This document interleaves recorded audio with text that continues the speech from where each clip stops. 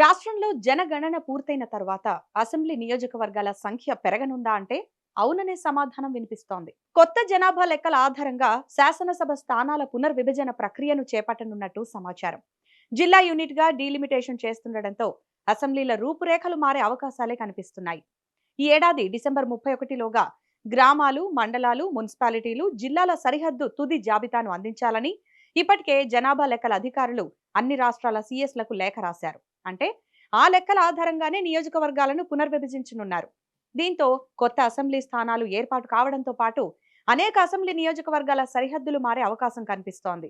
ప్రస్తుతం 119 స్థానాలున్న తెలంగాణ నియోజకవర్గాల పునర్విభజన తర్వాత అసెంబ్లీ స్థానాల సంఖ్య 153కు పెరిగే అవకాశం ఉన్నట్టు తెలుస్తోంది.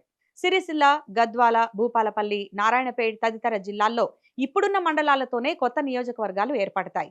ఇందులో చాలా ఇబ్బందులు ఉన్నాయనుకోండి. కొత్త జిల్లాలు ఏర్పాటు చేయవద్దని, సరిహద్దులు మార్చవద్దని జనాభా లెక్కల అధికారులు ఎక్కడా చెప్పలేదు. డిసెంబర్ 31 నాటికి ఉన్న వాటిని మాత్రమే పరిగణనలోకి తీసుకుంటామని చెప్తున్నారు. ఇప్పుడు జిల్లాల సరిహద్దులు మార్చడానికి రాష్ట్ర ప్రభుత్వానికి అనేక ఆటంకాలున్నాయి. త్వరలో జిల్లా పరిషత్ ఎన్నికలు నిర్వహించే అవకాశం ఉంది. ఒకసారి ఎన్నికైతే ఆ వ్యక్తి 5 ఏళ్ల పాటు ఆ జిల్లాకు చైర్మన్ గా ఉంటారు.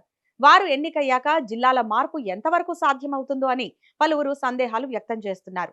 ఈ నేపథ్యంలో జిల్లాల పునర్విభజన చేయడం అనేది ప్రభుత్వానికి ఒక సాహసమే. మరోవైపు రాజకీయ పార్టీలకు పునర్విభజన అంశం టెన్షన్ గానే మారింది.